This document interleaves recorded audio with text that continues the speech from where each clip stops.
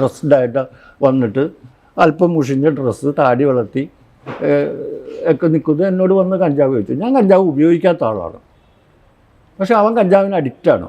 അപ്പോൾ പിന്നെ ഈ മുടി വളർത്തിയവനാണോ മോശക്കാരൻ, ക്ലീൻ ഷേവ് ചെയ്തവനാണോ മോശക്കാരൻ? അങ്ങനെ അല്ലെങ്കിൽ പോലും പലപ്പോഴും ജഡ്ജ് ചെയ്യപ്പെടാറില്ലേ മുടി?